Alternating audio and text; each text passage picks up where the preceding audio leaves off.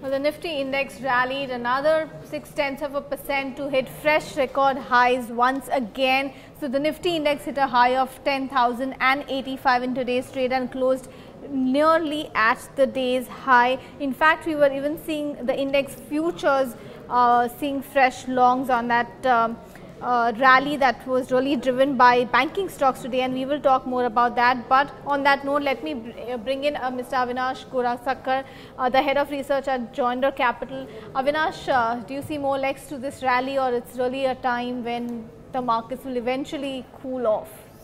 No, I think Shraddha, it looks to be a more of a liquidity driven rally, because now, given the kind of earnings numbers which we have got till now, I think this rally seems to be largely driven by liquidity and less by earnings momentum. And I think clearly, the markets are elated that domestic mutual funds have got significant amount of inflows. And till that time the money comes to these mutual funds, you're going to see markets going up. I think probably at levels of 10,100, we could see some consolidation and some correction happening. But I think overall, looking at the trend of the results and the kind of money supply, I think some more momentum in the market on the upside is probably left. All right, fair enough. The numbers for Tech Mahindra have just come out. We have a net income number of 799 crores versus an estimate of 606 crores. Even revenue numbers seem higher than estimated. So 7340 crores versus the number of 7268 that Bloomberg estimates was throwing up. EBITDA numbers also seem higher. Avinash, do you track this stock? Any call on Tech Mahindra? I think, Shraddha, the top line as well as EBITDA beat has come in much better than what the street expected, and this is one of the later IT companies to have come out with numbers. Right. So I would believe that, hopefully if the management commentary is also equally soothing and comforting, I think the markets could possibly look at what kind of, comments from the management come, especially in terms of the US market, in terms of Europe, because telecom in Europe has got a big exposure for right. Tech Mahindra. All right, fair enough. Let's also have a look at some of the other index movers.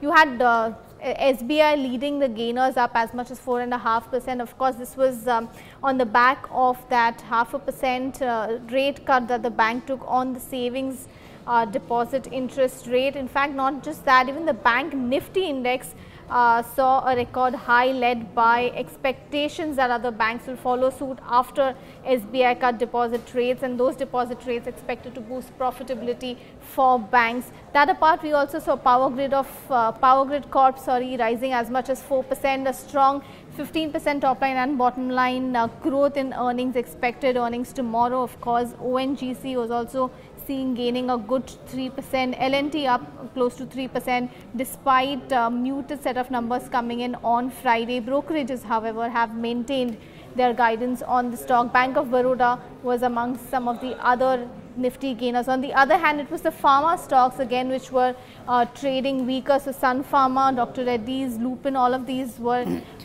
they gave up more than 3% or so. ITC also weak, fell about as much as 2%.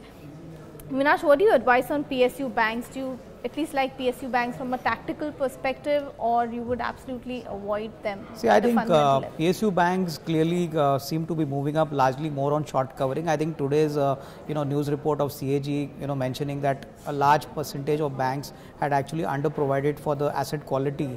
My sense is, I think the frontline PSU banks like PNB, Bank of Baroda, SBI would be clearly watched, because if these banks don't get a fresh dose of capital from the government, you could see a little bit of selling pressure. I think today's movement was largely because of the fact that SBI now has got two tier of interest rates, one below 1 crore, one above 1 crore. So, that is going to save definitely some interest cost for most of these PSU banks, which is going to happen across most of the PSU banks. So, I think today's move has been more of a event driven kind of exercise. How long it sustains, it's a difficult call, but I would believe that, the private sector banks, Shraddha, would do much better considering the kind of results, from the frontliners like HDFC Bank, maybe an IndusInd Bank or a Kotak. So these banks have actually proven much better than the PSU bank. All right. Any call that you have on L&T after the earnings, or even Power Grid Corp? Of course, that stands out as one of the stocks when it comes to power. No, actually, today's move has been quite surprising, Shraddha, because if you see most of the analyst expectations, FY18 EPS has not been sharply raised, but the multiples have been raised, and clearly with a 10% growth in profit for this quarter, I think the order intake was not something which probably the street likes. So I would believe that from our side it could be a hold, but significant re-rating from these levels levels may not happen until and unless we see a stronger kind of order book intake, and most importantly, you know, a 10% growth in profit is something which is nothing to, you know, excite, you know, the stock, you know, to this extent what we saw today. So I think it's probably a kind of a, you know, asset reallocation which is happening in the markets. L&T was today, I think some days back it was ITC. Right. So I would believe that it's better to, you know, stay put for some time. I would believe that, you know, on an earnings perspective, it would take a couple of quarters because before you could see a big re-rating in L&T. Absolutely, analysts are expecting capex pick up to still take a few quarters. But let's move to what really happened in the mid-cap space. If you look at the Nifty 500 index, the market breadth was equally distributed between gainers and losers. But when it comes to the gainers, Infibeam Incorporation topped the charts up as much as 8.5%. This is after reports that Snapdeal and Flipkart merger talks fell off. Remember, there were earlier reports which had indicated Infibeam's report in Snapdeal. So you're seeing that kind of a reaction there. That apart, you had Moil rising as much as 7%.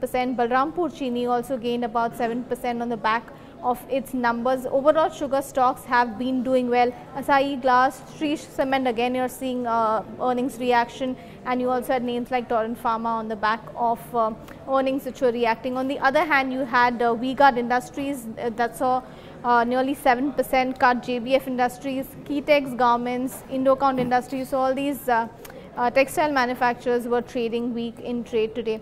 Avinash, any top picks that you have as far as mid caps are concerned? What are you all really betting? In fact, Shraddha, we have been recommending our clients a company called Uflex Limited. I think you know, Uflex has got a large scale in terms of the size of the operations, both domestic as well as global. And our sense is that, you know, with softer crude prices, their EBITDA margins should probably stabilize between 14-15%. And the earnings recovery is going to be pretty strong. They have actually put up a new facility at Sanad, Gujarat for a new aseptic packaging plant. So I would believe that this year could be a good year. I mean, FY18 could see an earnings of around 55 odd rupees, and the stock trades in a single digit multiple based on FY18. So I would believe that, you know, this is yet one of those stocks where one could get a decent amount of re-rating considering the size of the operations, the profitability. And yes, I think packaging stocks should do well considering the fact that probably after a couple of quarters the GST effect is going to wear out, and most of the FMCG majors should actually, you know, do business as normal. All right, thank you for that, Avinash. So you have this recommendation coming from Avinash. Keep an eye out for private banks as well as packaging company Uflex. That brings us to end of this edition of Market Trap. Thank you for watching, and do stay tuned into Bloomberg Quinn as we bring you more updates on Tech Mahindra earnings.